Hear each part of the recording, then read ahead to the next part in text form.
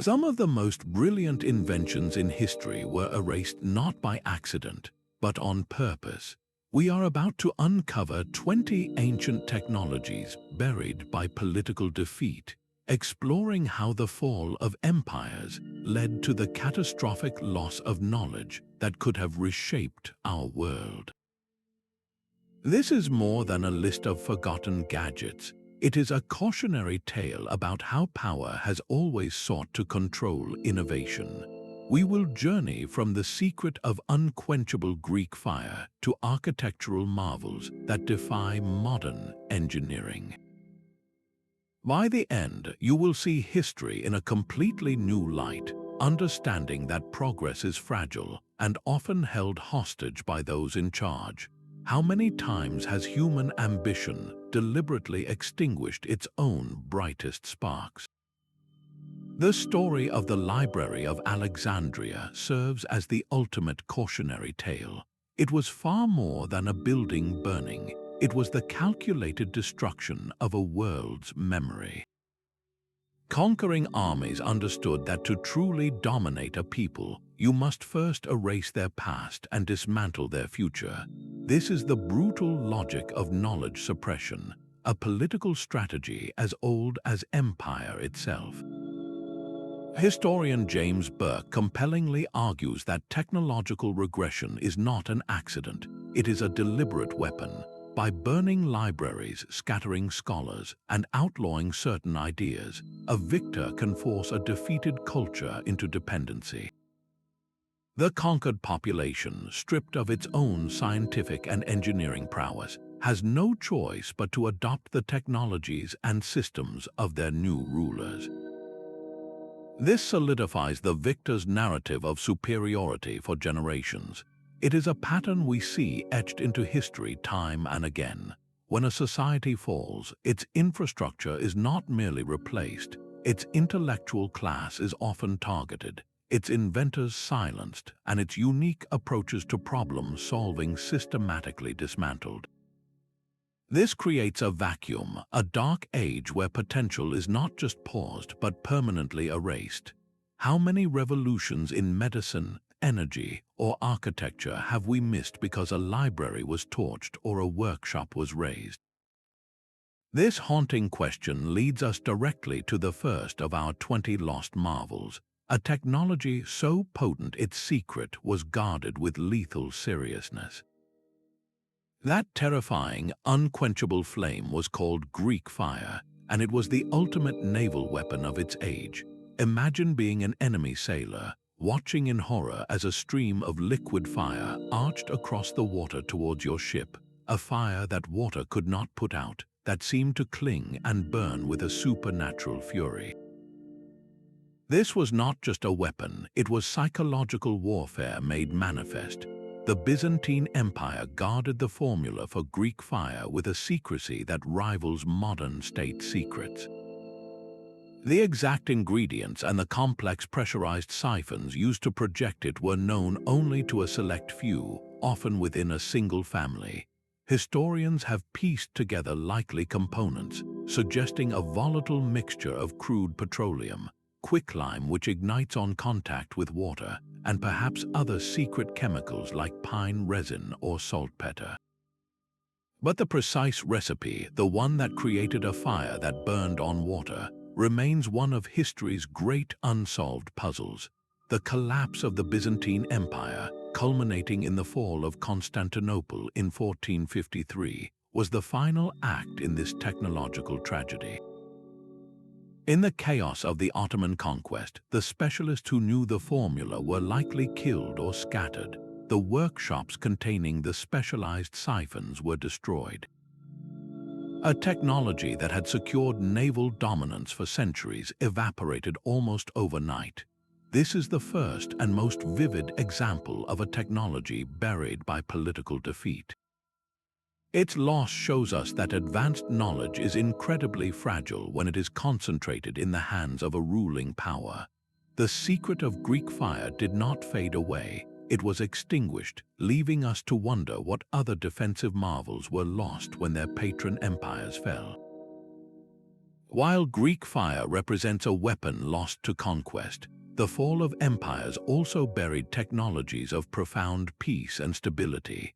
The majestic Roman aqueducts that still stride across European landscapes and the breathtaking dome of the Pantheon, the world's largest unreinforced concrete dome, stand as silent monuments to a forgotten science.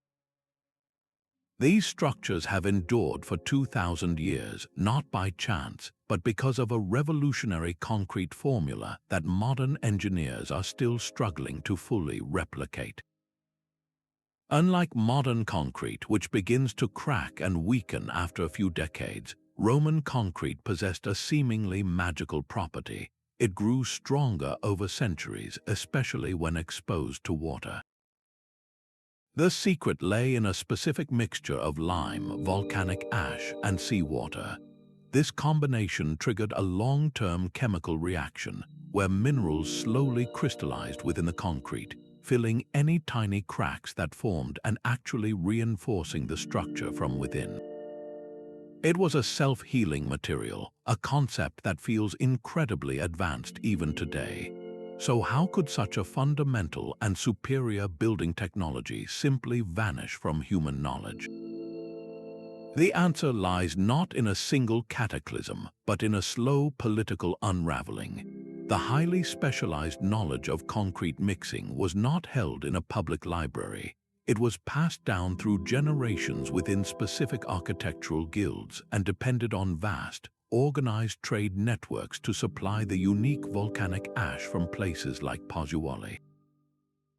As the Western Roman Empire fragmented under political pressure and economic collapse, these trade routes disintegrated.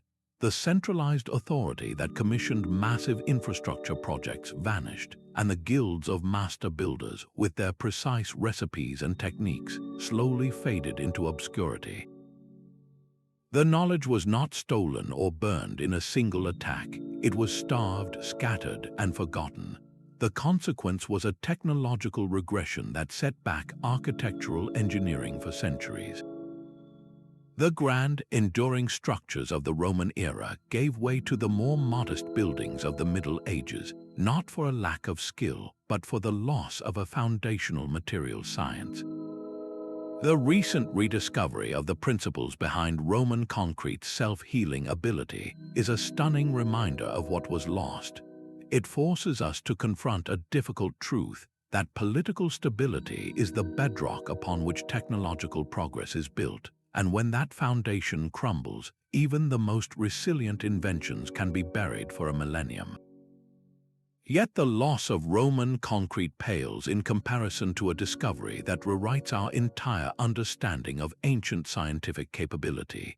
In 1901, sponge divers exploring a Roman-era shipwreck near the Greek island of Antikythera found a lump of corroded bronze and wood that seemed utterly out of place. It was not a statue or an amphora, but a mangled clockwork device, a complex assembly of gears frozen in time. This object, now known as the Antikythera Mechanism, is the world's oldest known analog computer. Through painstaking analysis using modern X-ray technology, researchers have decoded its purpose. It was an astronomical calculator of breathtaking precision, capable of predicting the movements of the sun and moon, forecasting eclipses, and even tracking the cycles of the ancient Olympic Games. A user would turn a hand crank, and through an intricate system of at least 30 interlocking bronze gears, the device would display the ever-changing positions of celestial bodies. This was a level of mechanical engineering that historians once believed was impossible before the Renaissance, over 1,000 years later. How could such a sophisticated technology simply vanish from the historical record for more than a millennium? The mechanism was not a one-off curiosity, but a product of a rich tradition. Ancient texts mention similar devices crafted by brilliant minds like Archimedes, suggesting a school of advanced mechanics in the Hellenistic world. The political conquest of Greece by the Roman Empire, however, created a seismic cultural shift. The Romans were master engineers of practical things, aqueducts and roads and armies.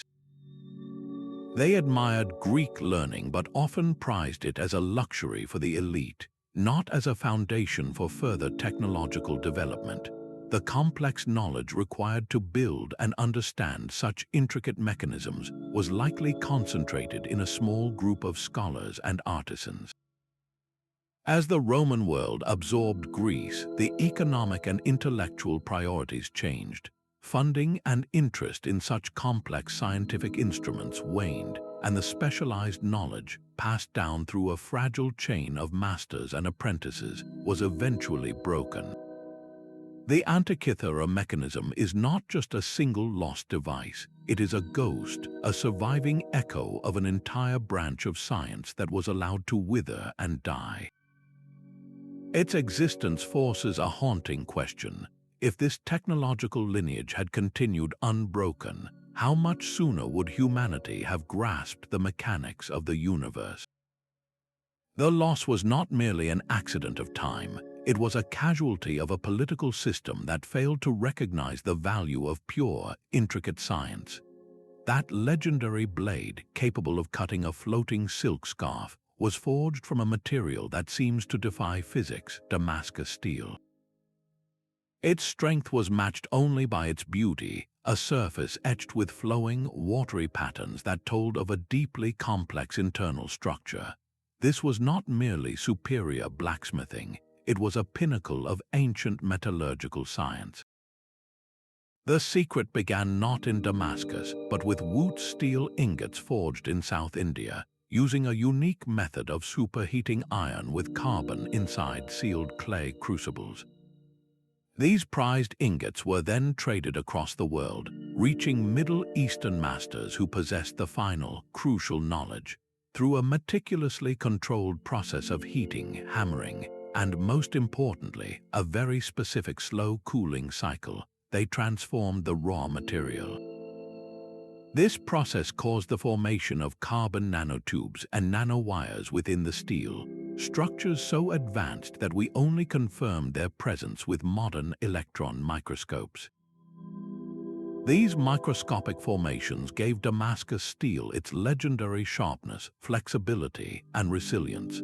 So how does a technology this advanced simply vanish? The answer lies in the brutal intersection of politics and economics. The production chain was incredibly fragile, relying on specific Indian ores, a precise crucible process, and the guarded knowledge of Middle Eastern smithing guilds. The Mongol invasions of the 13th century shattered the trade routes and destabilized the empires that patronized these artisans. Later, European colonial expansion further disrupted the economic ecosystems that supported such specialized, localized craft. The guilds that held the secrets were scattered, the apprenticeships broken. The knowledge was not written down in a manual, it was held in the hands and minds of the masters, passed down through demonstration and practice. When that chain was severed, the secret was lost forever. Modern attempts to recreate Damascus steel have only produced superficial imitations of the pattern, never matching the legendary properties of the original.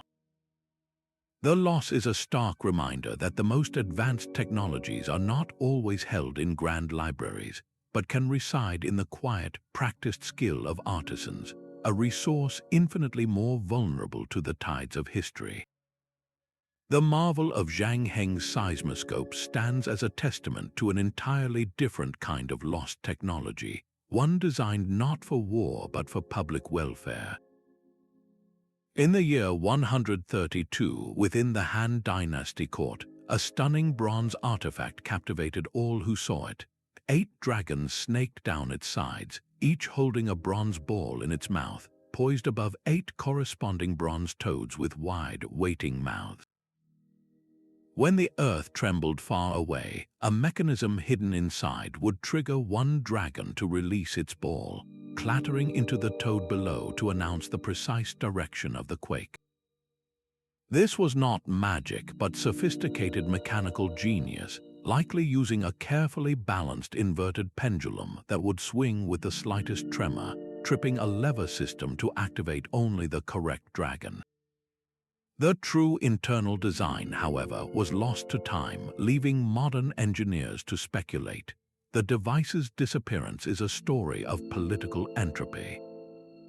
The Han dynasty's collapse plunged China into centuries of fragmentation and conflict. Imperial courts, the sole patrons of such advanced scientific instruments, were overthrown. The scholars and artisans who understood the seismoscope's construction and calibration were scattered, their knowledge dying with them as new regimes prioritized immediate survival over long-term scientific inquiry. This is a profound loss, the silencing of an early warning system that could have saved countless lives over the subsequent centuries. It demonstrates that political instability does not just bury weapons, it buries tools of compassion and foresight, leaving societies more vulnerable to the whims of nature. The enduring mystery of how Zhang Heng achieved such precision with ancient means continues to drive scientific curiosity today, a ghost from a more enlightened past urging us to rediscover what was carelessly erased. High in the Andes, an empire managed its vast territories without a single written ledger. The Incas governed millions through an ingenious language of knots and strings known as the Quipu. Far more than simple counting tools, these intricate arrays of colored chords were a sophisticated data storage system, capable of recording everything from population censuses and tax obligations to complex historical narratives and laws. An administrator or Quipu could run their fingers over the knots, reading information encoded in the string's color, the knot's type, and its precise position along the cord. This was a three-dimensional language, a tactile database that organized one of the largest empires in the ancient world. Its destruction, however, was swift and deliberate. The Spanish conquest of the 16th century was not merely a military victory. It was an act of cultural eradication. Conquistadors and priests, viewing the Quipus as symbols of pagan belief and potential tools for organizing resistance, ordered their systematic destruction. They recognized that to control a people, you must first break their systems of memory and communication. The political defeat of the Inca Empire was followed immediately by the outlawing of Quipu use. The master Quipu, the living librarians of this knowledge, were killed, persecuted, or forced to abandon their traditions. In a single generation, the ability to read this complex language vanished. The loss is profound because the Quipu represented an entirely different branch on the tree of information technology, a path of development separate from the written alphabets that came to dominate the world. What insights into governance, astronomy, or history are forever locked away in the few hundred Quipus that survived secretively in museum collections?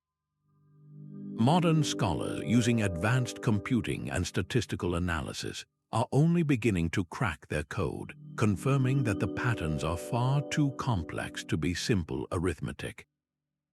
Each surviving knot is a silent plea from a lost world, a reminder that when a political system is crushed, it can erase not just a people, but an entire way of thinking. The legend of Archimedes and the burning mirrors forces us to confront the immense cost of a single moment of violence. During the siege of Syracuse, the Roman fleet faced not just walls and soldiers, but the terrifying intellect of one man.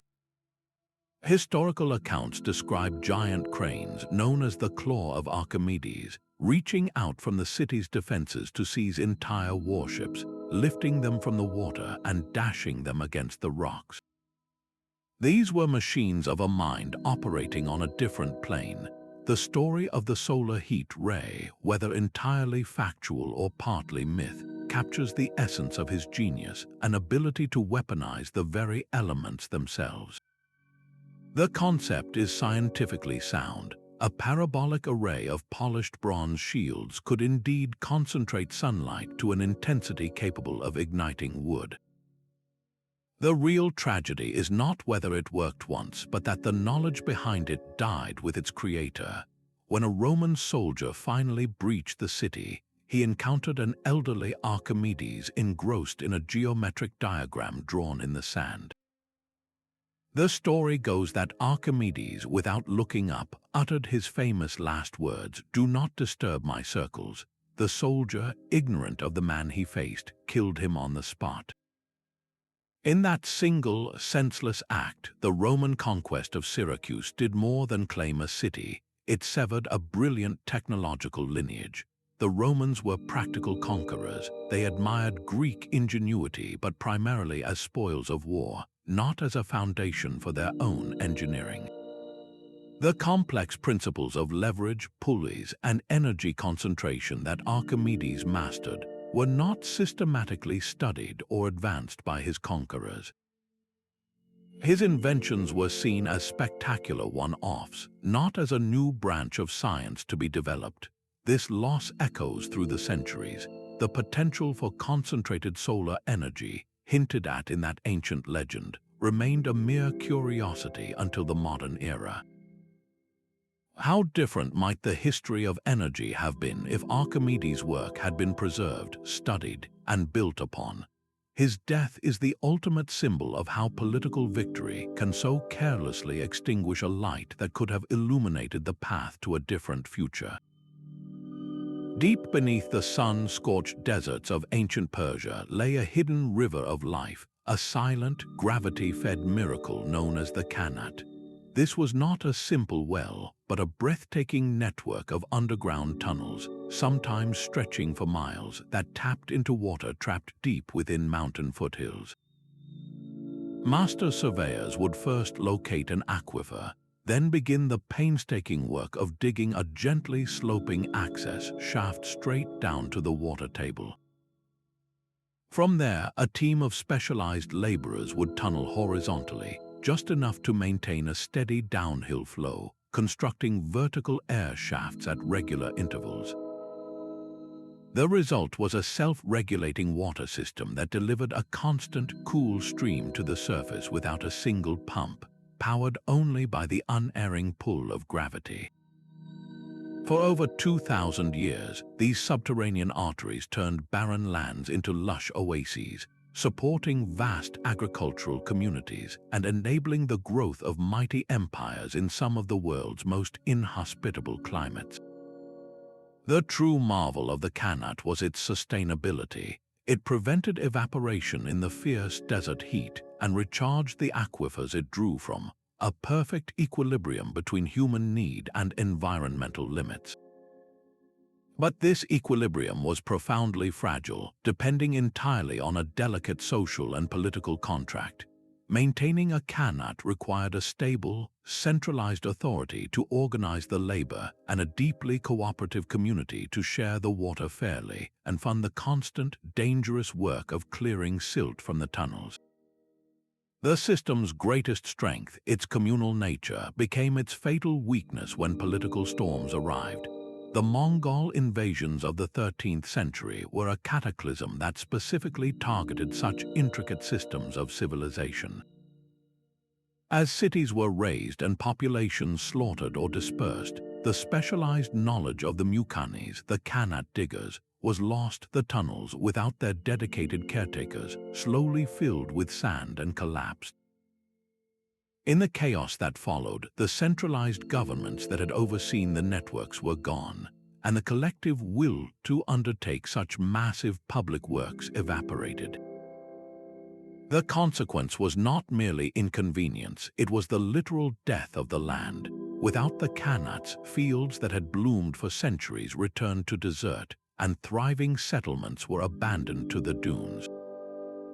The burial of this technology is a haunting lesson that echoes into our own time. It proves that the most brilliant sustainable solutions are worthless without the political stability and social cohesion to maintain them. The rediscovery and rehabilitation of ancient Qanats in modern Iran and Oman stand as a powerful testament to their ingenuity, but they also serve as a grave warning. In an era of increasing water scarcity, the fate of the Persian Qanat system reminds us that environmental stewardship is not just a technical challenge, but a deeply political one. While the Vikings are famed for their terrifying raids, their true power lay in an almost supernatural ability to cross the open ocean. Their secret was not just courage, but a crystal. On a longship shrouded in North Atlantic fog, with the sun completely blotted out, a captain could hold a piece of translucent calcite, known as Iceland spar, to the sky. By rotating this sunstone and looking through it for a specific telltale pattern of light polarization, he could pinpoint the hidden sun's location with startling accuracy. This was not magic, but applied optical physics, a tool that gave them a navigational edge far beyond simple star charts or coastal piloting. It allowed them to strike out for unknown shores like Iceland, Greenland, and even North America, journeys that would have been impossibly risky for any other seafaring culture of the era. The technology's disappearance is a story of cultural absorption.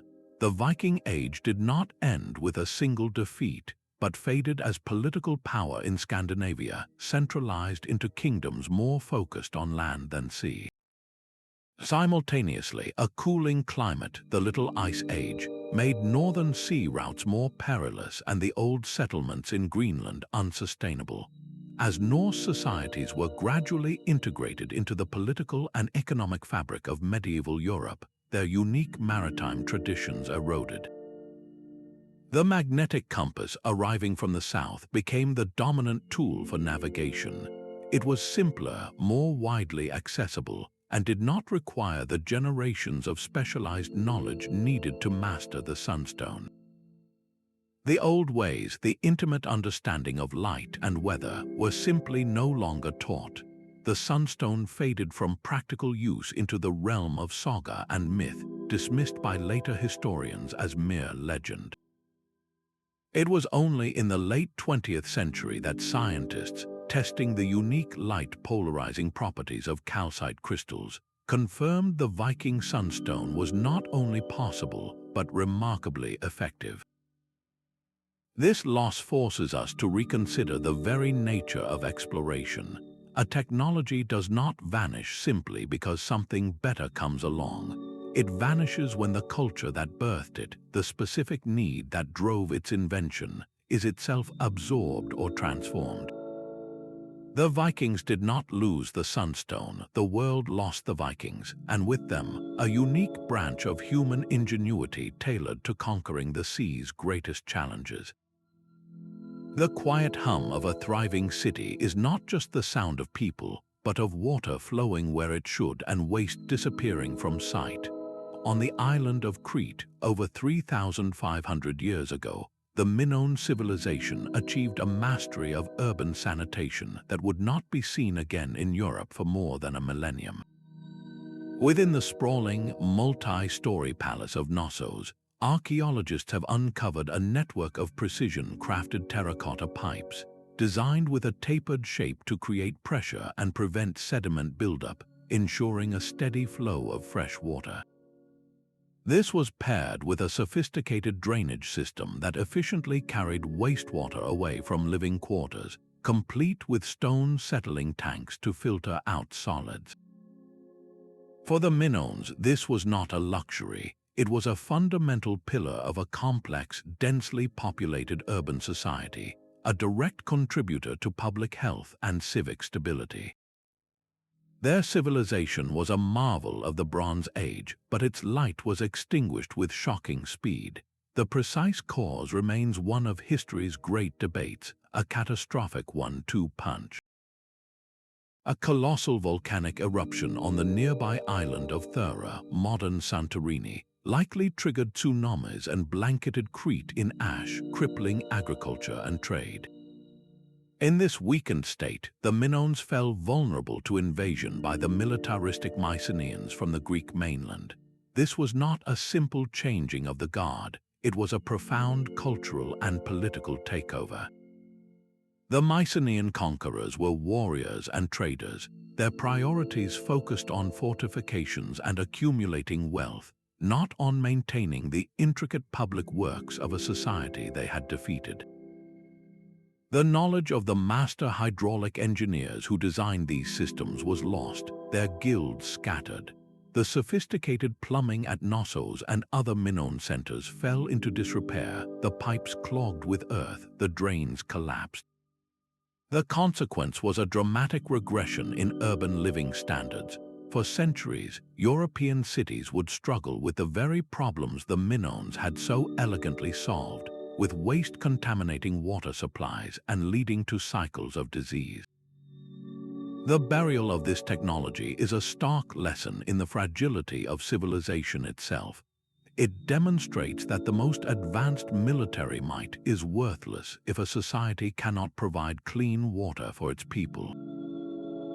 The rediscovery of the Minoan plumbing systems stands as a powerful reminder that investing in public infrastructure is not a sign of weakness, but the very foundation of a healthy, resilient society.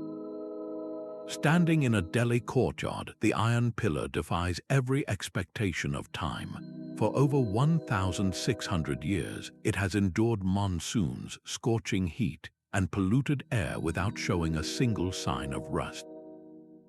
This is not a modern stainless steel alloy, but a 7-ton testament to a metallurgical secret that vanished for centuries. Modern analysis reveals the pillar's magic lies in a thin, invisible shield called mesawite, a crystalline layer that forms a perfect barrier against corrosion. This shield was not an accident, but the brilliant result of ancient Indian ironsmiths intentionally working with iron that had a high phosphorus content. Their unique forging technique, involving precise hammering and heat treatment, encouraged this protective film to develop, creating a monument meant to last for eternity.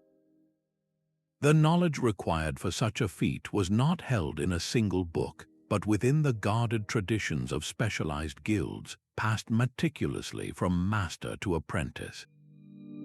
The political golden age of the Gupta Empire, which patronized these artistic and scientific advancements, could not last forever. As the empire fragmented under internal pressure and external invasions, the stable societal structures that supported these guilds crumbled. The new ruling powers had different priorities, focused on conquest and consolidation rather than preserving an advanced craft tradition. The intricate knowledge of phosphorus balance and controlled forging, never written down in a comprehensive form, died with the last masters who held it. The pillar itself became a lonely relic, a ghost of a technological capability that the world would not rediscover until the advent of modern materials science. Its silent, rust-free presence is a haunting question mark. How many other material sciences, other formulas for durability and resilience, were lost when the empires that nurtured them fell? This single artifact challenges the very narrative of linear progress, suggesting that ancient craftsmen achieved peaks of practical science that we are only now beginning to understand. That silent clay jar, unearthed near Baghdad, holds a mystery that could rewrite the history of science. Inside its simple exterior lies an iron rod encased by a copper cylinder, sealed with an asphalt stopper. If this vessel, dating back 2,000 years to the Parthian or Sasanian era, was filled with an acidic liquid like vinegar or wine, it would have produced a small but measurable electric current. The so-called Baghdad battery is a puzzle that divides archaeologists. Was it truly a primitive galvanic cell, or merely a storage jar for sacred scrolls? Yet the possibility is electrifying. If it was a battery, what was its purpose? Perhaps it was used for electroplating, to deposit a thin layer of gold or silver onto objects, creating a shimmering, magical effect. Or maybe it served a medicinal role, providing a gentle shock for pain relief, a practice known in the ancient Mediterranean world. This artifact suggests a culture on the cusp of understanding a fundamental force of nature. But that cusp was never crossed. The political landscape was shifting violently. The The powerful Sasanian Empire, which had patronized such innovations, was locked in a generations-long war with the Byzantine Empire, draining its resources and destabilizing its society. The final blow came in the 7th century with the rapid expansion of the Islamic Caliphate. The conquest was not just a change of rulers, it was a seismic shift in intellectual priorities. The new caliphate absorbed vast amounts of knowledge from the conquered territories, but its focus turned toward mathematics, astronomy, and medicine, building the foundations for the Islamic Golden Age. The quirky, experimental technology represented by the Baghdad battery did not fit into this new framework of organized, scholarly pursuit. It was not a tool for prayer times or navigation. It was a curious relic from a defeated culture. In the grand reorganization of knowledge that followed the conquest, such niche devices were likely dismissed, forgotten, or simply lost. The workshops where they were made were abandoned, the oral traditions explaining their use were broken. This is not a story of malicious destruction, but of benign neglect driven by political change. The potential for electrical science was not crushed, it was simply left on the shelf, a path of inquiry that nobody had the time or inclination to follow. The Baghdad battery stands as the ultimate symbol of history's abandoned roads. It forces us to ask a haunting question: what if the political winds had blown differently? What if a stable Sasanian empire had continued to fund such experimentation? The journey to understand electricity might have begun not with Volta and Galvani in the 18th century, but more than a millennium earlier. This artifact challenges our comfortable belief in linear progress, reminding us that science does not advance in a straight line, but stumbles forward, often leaving its most intriguing possibilities buried by the priorities of the powerful. Centuries before the first steam engines powered the industrial age, a brilliant flash of potential flickered in a first-century workshop. Hero of Alexandria, a master of mechanics, presented the Aeolipile, a deceptively simple device that was the world's first reaction steam turbine. Picture a hollow metal sphere mounted on a pair of pipes with two nozzles pointing in opposite directions. As water in the sphere boiled, jets of steam shot out from the nozzles, causing the entire sphere to spin with remarkable force, a perfect demonstration of the principle of action and reaction. This was not just a philosophical toy, it was a working model of a technology that could have transformed the ancient world, yet that transformation never happened. The Aeolipile was largely seen as a wonder, a temple curiosity to amuse the elite, rather than a tool for practical work. The fundamental reason lies in the political and economic bedrock of the Roman Empire itself. Its economy was not built on efficiency, but on the massive, cheap labor provided by slavery. There was simply no economic incentive for a landowner to invest in complex, expensive machinery to replace a workforce that cost little more than their upkeep. The political system had no need for a steam revolution because its power was already secured by human muscle. The knowledge of Hero's inventions, including detailed plans for automated temple doors and a primitive vending machine, was preserved in manuscripts, but these texts remained curiosities for scholars, not blueprints for engineers. Then came the slow collapse of the Western Roman Empire, a centuries-long political fragmentation that shattered the trade networks and intellectual centers needed to preserve such specialized knowledge. The great libraries, like the one in Alexandria itself, suffered repeated fires and neglect. Manuscripts were lost, copied incorrectly, or simply left to decay as priorities shifted from scientific inquiry to immediate survival. The Aeolipile and the entire branch of mechanical engineering it represented was not actively suppressed, it was simply forgotten, buried under the weight of a collapsing system. This is perhaps the most profound loss on our list, a stark lesson in missed opportunity. it forces us to confront a difficult truth: invention alone is never enough. A brilliant idea requires a political and economic environment ready to receive it, a society that sees labor-saving machinery not as a threat but as a path to a better future. The Aeolipile's ghost haunted the world for over a millennium, a spinning sphere of what might have been, waiting for a new age to finally understand its power. Centuries before the magnetic needle found its north, another guiding hand emerged from an imperial workshop.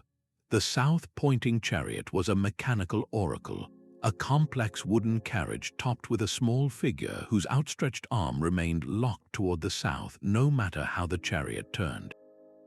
This was not magic but a masterpiece of precision engineering. Inside its lacquered box lay a system of differential gears, a technology so advanced it would not reappear in the West until the automobile was invented. As the chariot's wheels turned, the gears would automatically calculate the difference in rotation between the left and right sides, compensating for every twist and turn to keep the figure pointing in a single, unwavering direction.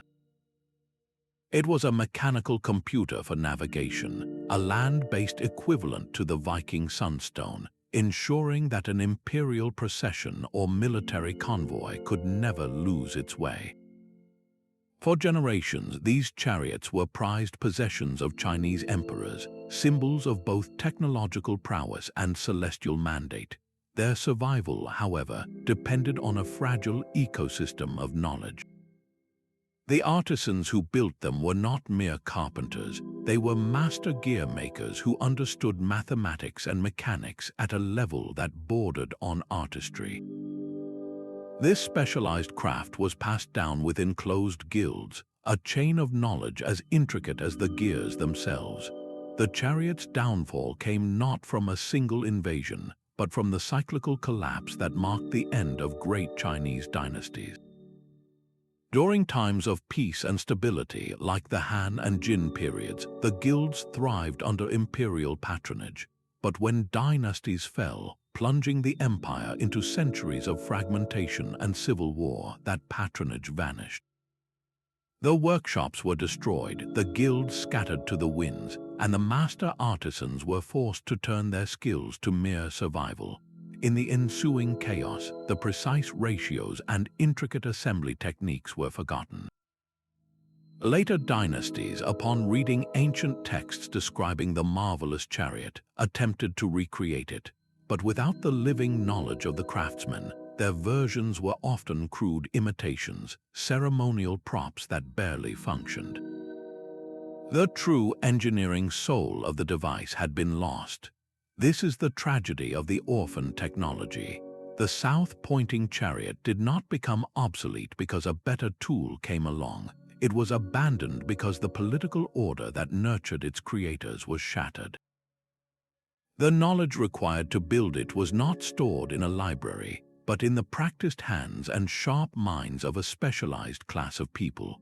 When that class was dispersed by war and political collapse, the technology effectively went extinct. It represents a path toward automation that was closed off entirely, a reminder that the most brilliant machine is useless if the society that built it can no longer remember how it works. Far to the south, another desert civilization mastered the art of conjuring water from stone. Beyond the world-famous Nazca lines etched into the Peruvian plains lies a deeper, more vital mystery: the puquios.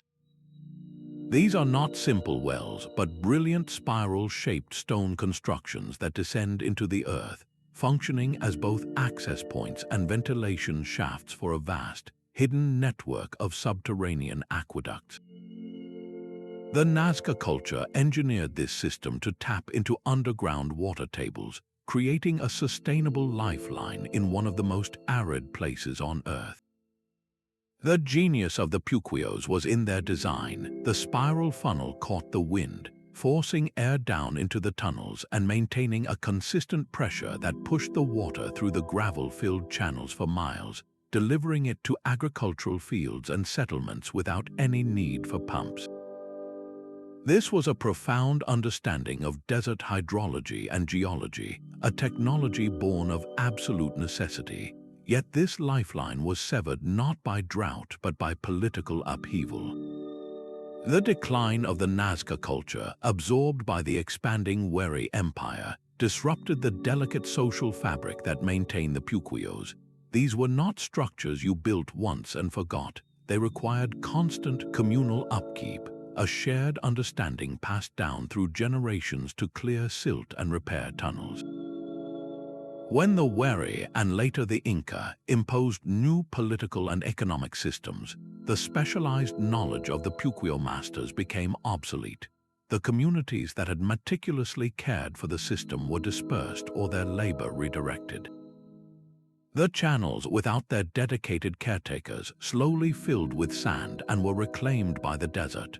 For centuries, the true purpose of these strange spiral holes in the ground was a mystery, even to the people who lived near them. They were only recognized for the technological marvels they are through the careful work of modern archaeologists using satellite imagery. The fate of the Puquayos is a stark lesson in the sociology of technology. A system can be perfectly adapted to its environment, but if the political and social organization that created and maintained it vanishes, the knowledge evaporates. The desert did not defeat the Nazca. A change in political power did, leaving their most vital invention to be buried by the very sands it once conquered. The temple doors swung open as if by an unseen hand, a miracle choreographed by science. In the 1st century, the great inventor Hero of Alexandria designed systems where lighting a sacred fire on an altar would trigger a series of hidden events. The heat would expand air in a sealed altar base, forcing water through a connecting pipe into a large bucket. As the weighted bucket descended, it turned ropes and pulleys, slowly and majestically swinging the heavy temple doors open for the astonished worshippers. This was not divine intervention, but a masterful application of pneumatics and hydraulics, a theater of technology designed to inspire faith and demonstrate human ingenuity. Hero described these automata in his manuscripts, along with mechanical singing birds and coin-operated vending machines that dispensed holy water. But this knowledge was dangerously concentrated. The secrets of temple automation were closely guarded by the priestly classes, a source of their power and mystique. They were not taught in public academies or shared widely with engineers. This made the entire field of early robotics incredibly fragile. With the rise of Christianity and the eventual suppression of pagan temples across the Roman Empire, the very institutions that housed and maintained these devices were systematically dismantled. The workshops were abandoned, the priest engineers were displaced, and the intricate mechanisms were destroyed as idolatrous curiosities. The knowledge was not deemed valuable enough to preserve or translate by the new intellectual authorities. It was dismissed as mere trickery, pagan spectacle without practical merit. This dismissal buried the foundational principles of automation for centuries. The concept of using air and water pressure to perform work, so brilliantly demonstrated in those temples, had to be painfully rediscovered much later. The loss forces a difficult question. How much sooner might we have developed automated machinery if these early experiments had been seen not as magical toys, but as the first steps toward a new relationship between humans and machines? The fate of Hero's automatic doors is a poignant reminder that progress often depends on who holds the keys to knowledge and what they consider worthy of saving. Rome's utter destruction of Carthage was so complete that we struggle to even imagine its libraries. But one loss stands out with particular cruelty: the 28-volume agricultural encyclopedia written by the Carthaginian sage Mago. This was not a simple farmer's almanac, but a comprehensive scientific work covering soil chemistry, crop rotation, arboriculture, and livestock management, a body of knowledge refined over centuries to thrive in the specific conditions of North Africa. The survival of this wisdom, however, became a political bargaining chip. After razing the city and sowing the fields with salt in a final act of vengeful symbolism, the Roman Senate made a calculated decision. They decreed that Mago's work was too valuable to discard entirely, but ordered the original Punic texts destroyed, preserving only a single, sanctioned Latin translation for their own elite landowners. This was not preservation, it was censorship through assimilation. The nuanced, holistic Carthaginian approach to farming, a system built on deep, localized understanding of the land, was stripped of its context. Only the techniques that served immediate Roman profit were adopted, while the underlying philosophy of sustainability was discarded. The consequence was a profound intellectual amnesia. As Roman latifundia, vast slave-operated farms, spread across North Africa, they employed extractive practices that slowly depleted the very soils the Carthaginians had so carefully nurtured. Without Mago's comprehensive guidance, this breadbasket of the empire eventually began to fail.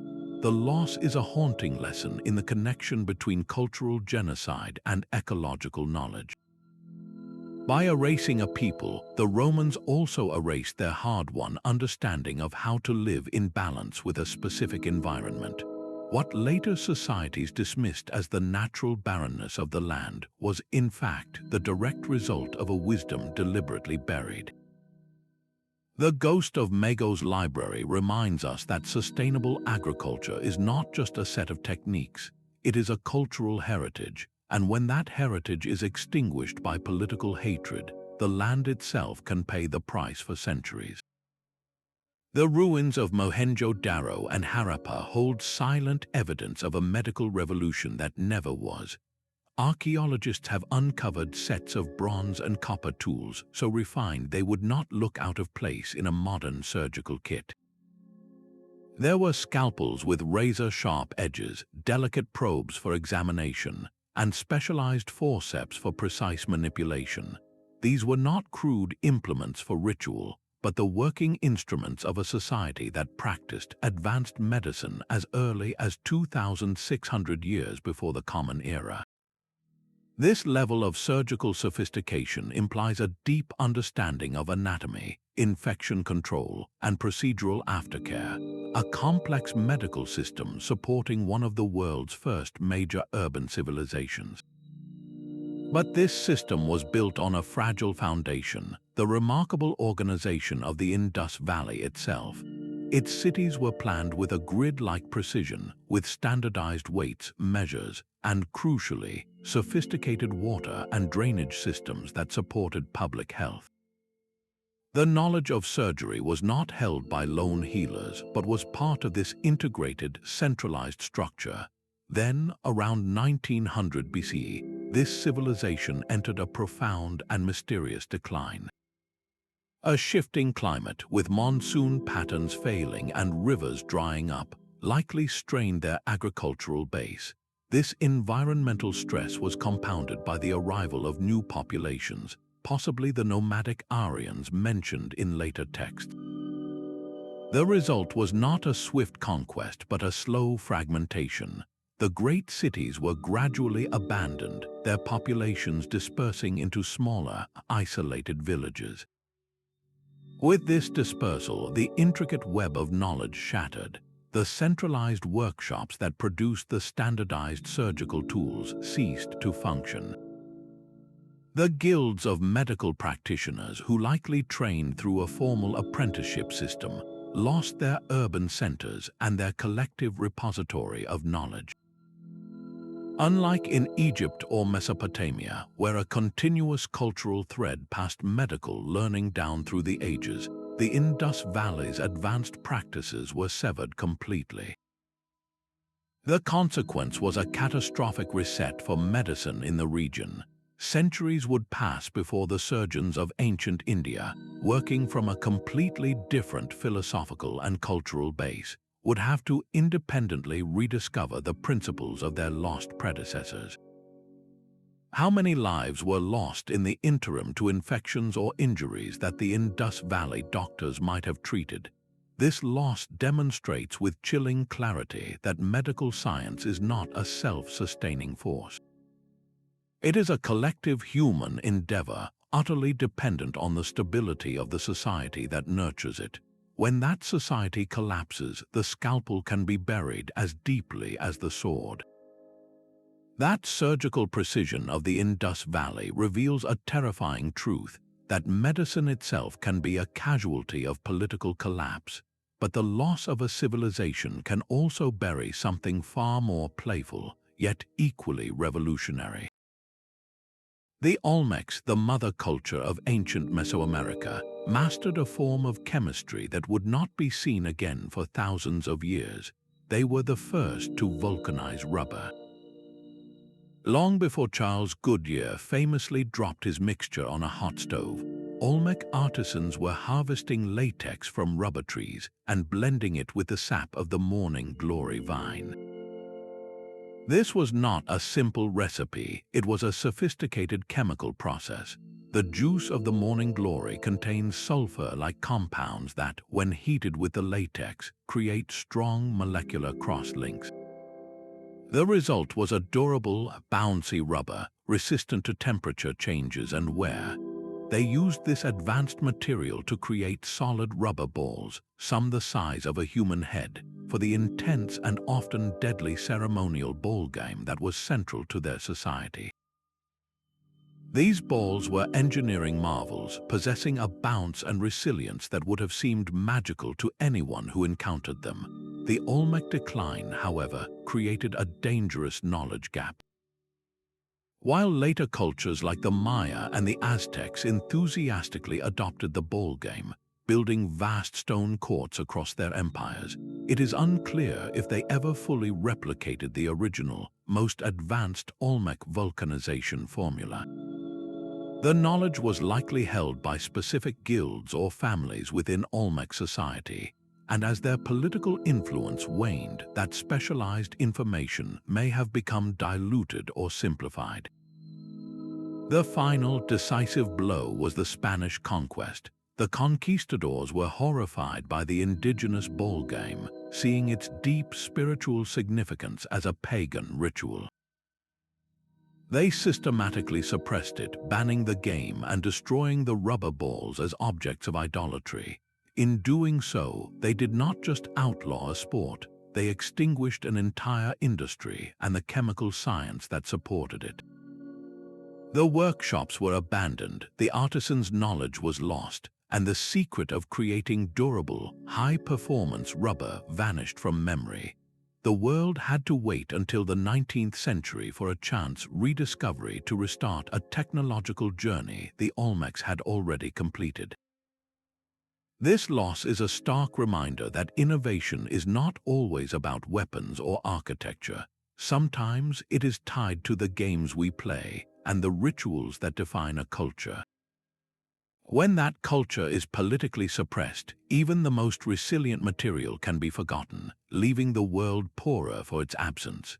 The silent, rubberized ball of the Olmecs represents a technology lost to cultural suppression, but the final burial on our list came from the earth itself. The prosperous Greek city of Helice was not just another polis, it was a revered religious center dedicated to Poseidon and a powerful political force within the Achaean League. Its wealth was built on maritime trade, and its reputation suggested a mastery of architecture suited to its precarious location on the Gulf of Corinth, a known seismic zone. Then, in the winter of 373 BC, the city vanished. A powerful earthquake was followed by a colossal tsunami that dragged the entire city and its inhabitants beneath the waves. The destruction was so absolute that for centuries, Helice's existence was considered little more than a tragic myth. This was more than a natural disaster, it was a complete geopolitical erasure. The political and economic influence of Helice was extinguished in a single night, and with it, any unique engineering knowledge its builders had developed. What might they have known about constructing buildings that could sway with the Earth's tremors? Did they use flexible timber frames or specific foundation designs that dissipated energy? We will never know because the city's sudden submergence ensured there were no survivors to carry those lessons forward, no scrolls to be copied by rivals. The political fragility of a single city-state, despite its league membership, meant its specialized adaptations died with it. The rediscovery of Helik's ruins in the late 20th century, buried deep under coastal sediment, has been a monumental archaeological achievement. Yet the remnants offer only silent clues, the ghostly outlines of foundations, unable to speak of the clever designs that might have once allowed them to stand longer against the inevitable quake. This 20th loss serves as a profound coda to our journey. Political defeat is not always delivered by a human army. Sometimes it is nature that delivers the final blow, but it is the lack of a resilient, widespread political network that turns a local tragedy into a permanent technological tomb. The knowledge of Helik did not fall to a conqueror's torch. It was swallowed by the sea, a stark reminder that our greatest innovations are always at the mercy of the ground beneath our feet. From the unquenchable flames of Greek fire to the rust-resistant iron of Delhi, our journey through these 20 ancient technologies reveals a consistent, sobering truth. Innovation is fragile, and its survival is inextricably linked to the political stability that nurtures it. The burial of these marvels by conquest, collapse, or cultural suppression has profoundly shaped the course of human history, creating setbacks that lasted for centuries. The fall of an empire is more than the end of a dynasty. It is a severing of intellectual lineages, a silencing of questions that might have led us to a different world. This is not just ancient history, it is a powerful and urgent reminder for our modern world, where information and technology are again the primary tools of power. The same forces that extinguished the Antikythera Mechanism or the secrets of Damascus steel are still at work today, not with torches and swords, but with algorithms and information control. The loss of these wonders challenges us to actively value and protect knowledge in all its forms, to question what revolutionary ideas might be suppressed or marginalized in our own time, and to learn from the past's catastrophic mistakes. The philosopher George Santayana's warning echoes across the millennia. Those who cannot remember the past are condemned to repeat it. Let these ghostly echoes of lost potential inspire you to champion curiosity, to support the open sharing of knowledge, and to help preserve our collective intellectual heritage. We are the custodians of the next great discovery, and the choices we make will determine whether it flourishes or becomes another relic for a future generation to unearth and wonder at. If this exploration of history's hidden turns resonated with you, share your thoughts on which lost technology fascinates you most in the comments below, and subscribe for more journeys into the greatest mysteries of our past.